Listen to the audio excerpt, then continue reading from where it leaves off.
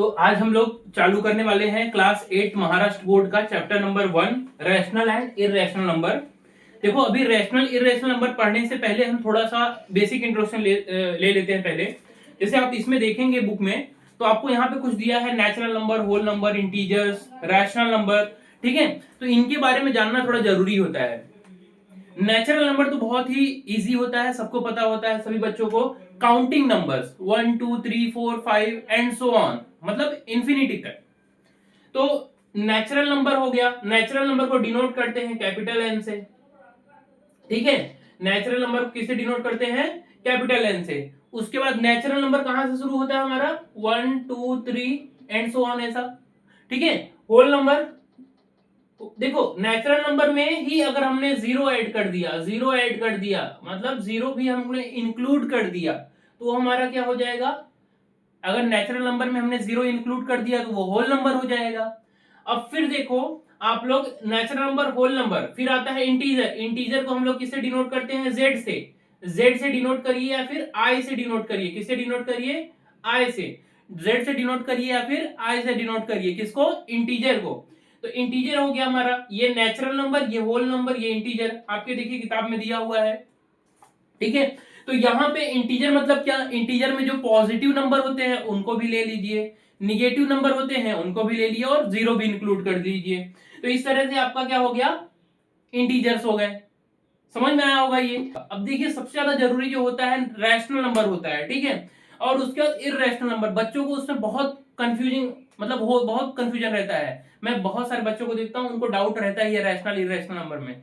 तो हम उसको अच्छे से समझते हैं क्योंकि हमारे चैप्टर का नाम ही है रैशनल और इररेशनल नंबर। तो यहां तक मान के चलते हैं, आपको पता होगा। अभी यहां पे हमारा है पहला रैशनल नंबर, दूसरा है इररेशनल नंबर।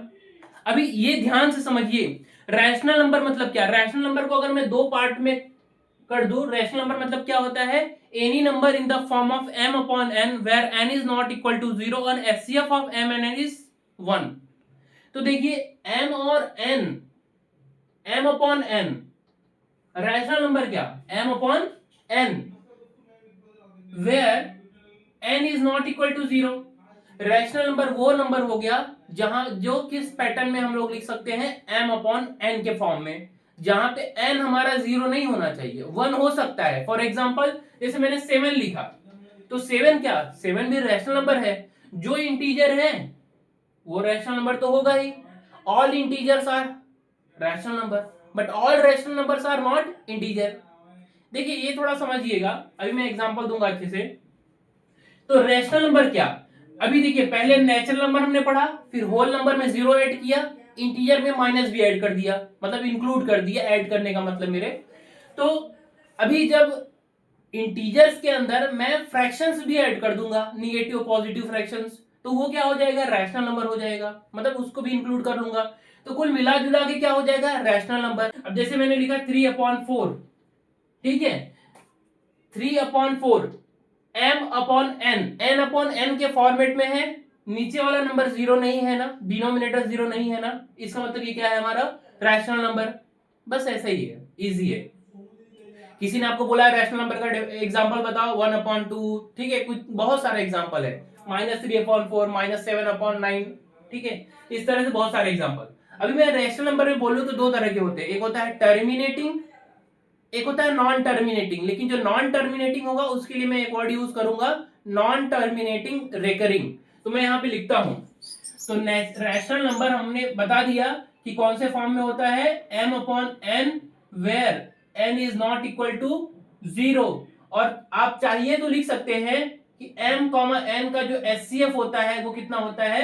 1 होता है, ये आप लिख सकते हैं। ठीक है, अब जो रैशनल नंबर होता है उसके दो पार्ट होते हैं, एक होता है टर्मिनेटिंग, एक होता है टर्मिनेटिंग। मैं समझाऊंगा इसका मतलब क्या होता है। एक होता है नॉन टर्मिनेटिंग, नॉन टर्मिनेटिंग। देखिए टर्मिनेट मतलब क्या होता है? खत्म हो जाना। तो जो पॉइंट के बाद खत्म हो जाए वो हो गया टर्मिनेटिंग, जो पॉइंट के बाद खत्म ना हो वो हो गया नॉन टर्मिनेटिंग। लेकिन जो पॉइंट के बाद खत्म ना होता हो और उसके ऊपर रिपीट होता हो वही होगा नॉन टर्मिनेटिंग। और उसके लिए एक वर्ड और हम यूज करेंगे, रेकरिंग। रेकरिंग मतलब बार लग जाना, रिपीट होना। फॉर एग्जाम्पल 0.3333 इस तरह से कुछ। तो देखिए पॉइंट के बाद ये खत्म हो रहा है क्या?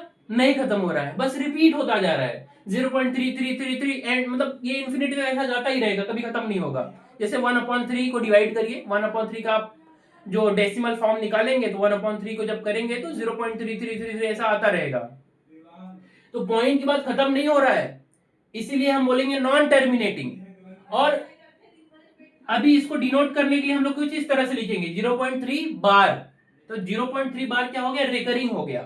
ठीक है, 0.3 बार, इससे इस तरह से कुछ डिनोट करेंगे। समझे आप? तो नॉन टर्मिनेटिंग आपको रिकरिंग समझ में आया होगा कि नॉन टर्मिनेटिंग है, पॉइंट के बाद टर्मिनेट नहीं हो रहा है और रिकरिंग आ गया। टर्मिनेटिंग मतलब क्या? जैसे फ्रैक्शन लिखा आपने 1/2, ये भी रैशनल नंबर है, m/n के फॉर्मेट में है। इसको थोड़ा डेसिमल में कन्वर्ट करिए तो 1 को 2 से डिवाइड करिए, 0 बार में गए 1 आ गया, पॉइंट लगाए 0 लगाए 5 10 आ गया, 0.5 आ गया। अब देखिए पॉइंट के बाद क्या हो गया? खत्म हो गया, 0 0 आ गया। पॉइंट के बाद क्या हो गया? टर्मिनेट हो गया, खत्म हो गया, तो वो क्या हो गया? हमारा टर्मिनेटिंग हो गया। तो टर्मिनेटिंग मतलब आपको समझा होगा, जैसे 1/4 हो गया। इसको जब आप करेंगे तो कितना आएगा? सिंपल है, 0.25 आएगा ना। तो 1 को आप करेंगे 4 से 0 जा 1 आया, पॉइंट लगाएंगे कितना आ जाएगा? ये 0। ठीक है, पॉइंट लगाए 0, फिर 2 जा 8 आया, फिर 2 आया, फिर 5 20 आ गया, 0 0।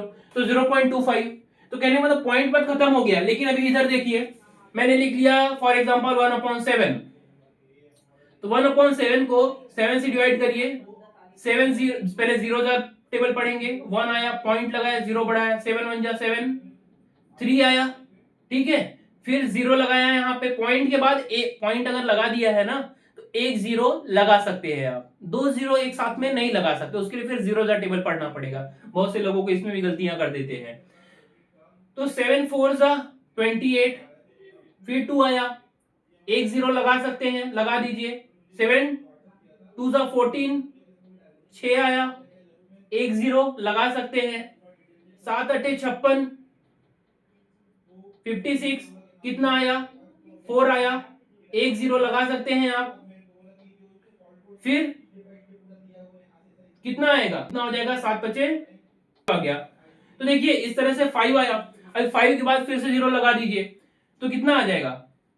50। फिर 7 7 जा 49। ठीक है, 49 में 50 में से 49 गया, 1 आया। तो देखिए 1 जो आया यहाँ पे रिपीट हो गया, 1 रिपीट हो गया कि नहीं? मतलब इसके बाद जो ये हिस्सा आया है ना इतना, ये रिपीट होता रहेगा।